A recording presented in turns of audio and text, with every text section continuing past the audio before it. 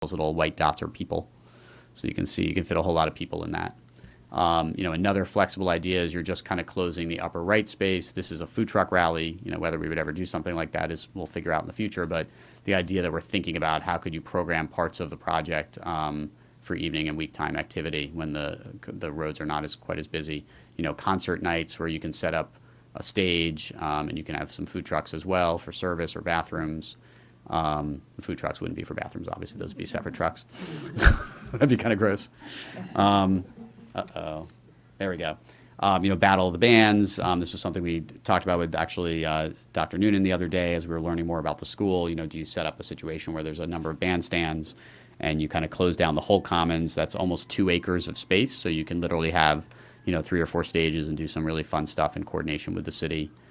Taste of Falls Church, an event I know you guys just held a month or so ago. Once again, this will become a space in the city where on a Saturday or a Sunday you've got 2 acres to play with and can really do something special, surrounded by retail and outdoor cafe spaces. By the way, the swings that we were talking about are down here on the south side of the lawn, overlooking the lawn as well. So you can sit out on a swing and watch movies as well.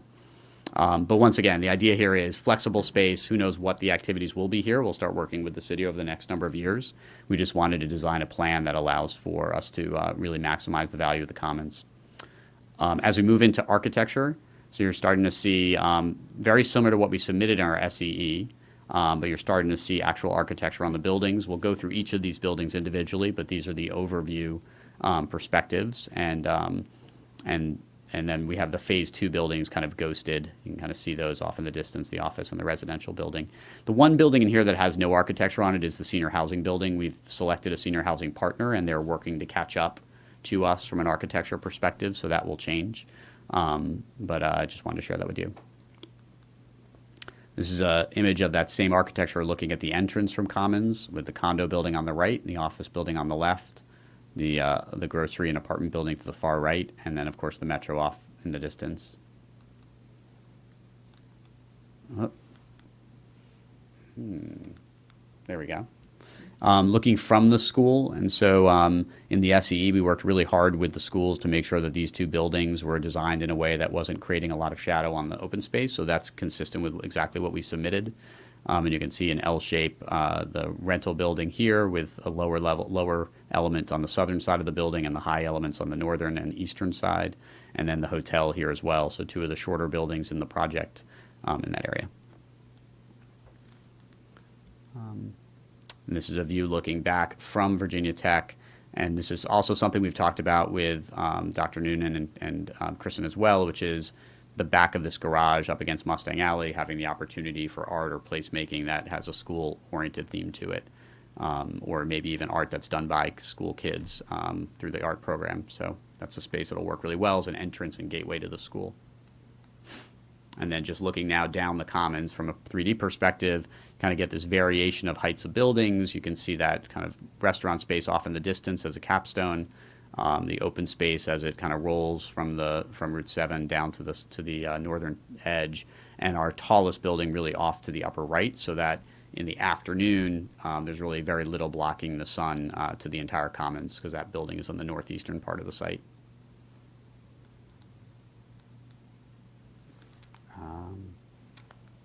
There we go. Sorry, the clicker's a little slow. And so getting now onto, this is a bird's eye view of the entire site. We'll now go into each of the individual buildings. So starting with the grocery multifamily building at the corner of Haycock and 7. It's one of our largest buildings. It's roughly 300,000 square feet. Oh, come on. Try pointed at the computer. Oh, yeah, that might be a good idea. Okay, I'll do that going forward. So we started looking at precedents for this building. Since it's a long, low building, the idea of a warehouse theme made a lot of sense as a precedent for this building, something that had brick and historic character, but might be not kind of colonial historic, more industrial or warehouse historic. And these are all images going from a very historic warehouse building on the upper left to more modern interpretations of what a warehouse might look and feel like. And this building element here has a similar chamfered corner to the architecture you'll see in our building, so we liked that as a precedent as well. And then on the Wooner space, which you'll see in a moment, this idea of something that's a simpler version of that architecture. You're right, that does work better. So early architecture, obviously black and white, but the concept here is this kind of iconic warehouse building wrapping the corner. The grocery store is almost this entire frontage running along here all the way to here. And so that is the prime corner of Route 7 and Haycock would be the grocery store, which would have an entrance here. And then would also have an entrance up at the Woonerf, which is on the back side of this building. I apologize, this pointer doesn't really work particularly well. But anyway, the point is that's all activated grocery space, and we're really excited about what that might end up looking and feeling like. This building has 3 or 4 different architectural characters to it because it's such a big building. We didn't want it to feel like one enormous building. So you can see this main piece at the corner is the warehouse-oriented building, and then there are 2 other facades that we'll talk about. One of which is here, and the key plan is in the upper left, just in case you want to see where we're looking. So this is at the entrance to the grocery at the top of the hill versus the entrance at the bottom of the hill. And this building is this kind of little, it's a warehouse building. I call it kind of an insertion because it'll have a very different look and feel than the buildings to the right of it, a little bit more modern and a lot more balconies and openness. And then as you can look deep into the Woonerf, you're seeing a more standardized, more modern interpretation of what a warehouse might look and feel like. And that building doesn't have a lot of views to it. It's only a 40-foot wide street there. That's looking down into the Woonerf. The condo building is on our left, the grocery on the right. This space we're starting to show lights hanging up above that space, making this an active kind of shared space for pedestrians and cars and outdoor seating. I keep forgetting to do that. And then as we get down towards Haycock, the building having a different identity and feel in this zone, where it's a residential entrance to the building, and we've kind of punched the building out a little bit in the middle bay.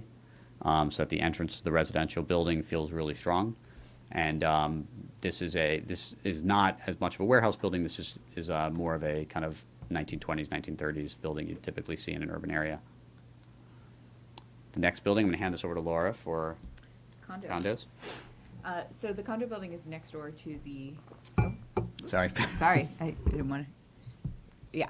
Okay. Condo building is next door to the apartment building, and we wanted to make sure that they related to each other, but that the condo had a bit of a more modern feel. So here are some precedent images for the condo building. Again, a similar, very clean geometric lines compared to the apartment building, with a little bit less. Of some of the detailing, but we're trying to work in more of the specific detailing. So how do you do the pointer here? Yeah. Okay, so images like this one up here, where you can see there's kind of 2 different layers of the brick, or some images here, top right, where you can see kind of the windows have some other detailing with them. We were looking, because the building's a little bit smaller, to make it feel a little bit more, some more specialized detailing. So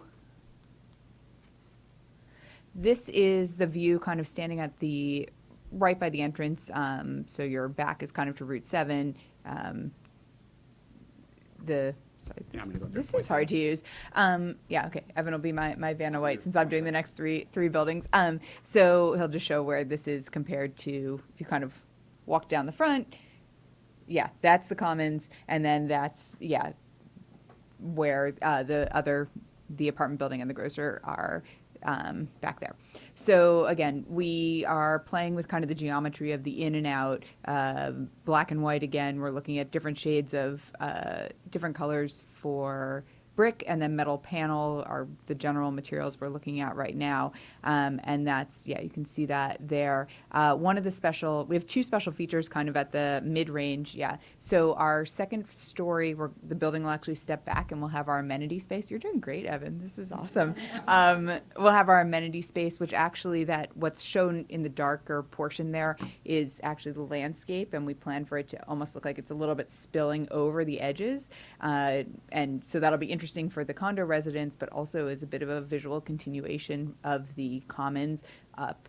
And then also, if you can point to the via, which we'll see a little bit clearer in the next image. Can you actually go to the key plan and show kind of how the via works? So we wanted to make sure that there was a good visual connection. Thank you. Sorry, it's funny to watch. So visual connection between the grocer and the Commons, and to make sure people don't just feel they have to kind of leave the whole site to go to the grocer and come back in. So we've created this via, which is kind of an arcade. It's going to be an inviting place, and it's actually where the entrance to the condo is and where there will be some retail space also. So visual connection to the rest of the site, and also just making it a little bit more interesting. So now you're kind of looking from the commons into the via. So, right, you're in there. So you can see through there. We're planning to do some placemaking elements in there. You'll see the entry to the grocer at the back, and then there's actually going to be kind of outdoor seating. Oh yeah, what he was just pointing to was the condo entrance, outdoor seating on the other side, so it'll be an inviting space. And then you can see kind of that second floor amenity space I was just mentioning. And part of what we were talking about here was, you kind of see it, the idea of literally you see the room from the ground floor. So that Yeah. idea of the room is better than the building. Yes. This is just another kind of looking back at the precedent images, some of the facade ideas that we're experimenting with now. We, again, are still just getting out of concept design, but some of the brick detailing, the interesting geometry of the returns, and the way the balconies stand out, and then to make it feel a little bit like a little bit different on the top floor, to maybe do something that's a little bit more set back and a different material. So now we're across the street at the office. Our plan for the office, people are coming to have an office in Falls Church because they don't want to be at Tyson's, or they don't want to be somewhere else. There is going to be a special nature of this space that's going to attract people. So we wanted to make sure that the office building has a language that still feels modern, but doesn't just feel like a glass tower that's being built at Tyson's. So we looked at a lot of these precedent images, and we wanted to really make sure, again, that it was visually interesting while still feeling very bright and attractive. And so we've actually done a combined facade that you can see here. If you look on the right image, you can see we're calling a bit of the A facade, which is more of a typical glass, but we are actually putting metal panel in where you're seeing the white to allow for a bit of patterning, and it actually contracts a little bit to bring your eye to the portion that kind of juts out a little bit, so it kind of visually contracts into that space just to make this commons facade feel a little bit more interesting. And then we also have the other facade, which again, metal panel, still very open, but to give a little bit more of contrast to the building, and that's going to wrap the Leesburg Pike side, and then the back portion, which you'll see from the school now, but will be the front of the, will line up with the next building, the office building in phase 2, and then wraps kind of around to the front. So you're seeing, if you can go to the other image on the left, please, where the entrance is. And we'll go back to a key plan to show you, although the commons is a very important part, we've actually made a secondary commons node that is it's shown as Alley 2 right now on the plans, but we will rename it to something much more appropriate. So the entrance to the office, the entrance to the civic space, and the entrance to the hotel, along with the entrance to the phase 2 office building, all are there, and there's actually an end to the street, and we're going to have more placemaking, stormwater management, kind of a little park that's a visual break between the parking lot and the office. So we're excited about that idea. Here are just a few more images to show the general scope of the architecture right now. So we stand. This is actually, Oops, sorry. This is a good way to show that image. So you're now come off the common from the set. You're between the office building and the hotel. This was an alley before. Now it'll be more of a common space for the office lobby, the hotel lobby, and these things will all come off of that space. Kind of Yeah. set back off the common. And I think actually maybe the next image, yeah, you can just kind of point to where that is on the next image. So yeah, we're really making that kind of a secondary commons feel. And I think one of the things we'll talk more about as the placemaking continues to develop is, again, commons is the main focus, but we want a feeling of delight and discovery every time people come. And so having some of these more secondary spaces still feel special.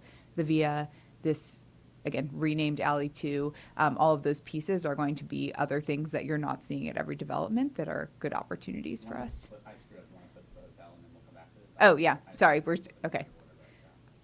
Oop, sorry, pushing the wrong button. All right, just close your eyes for 1 second. We'll come back here.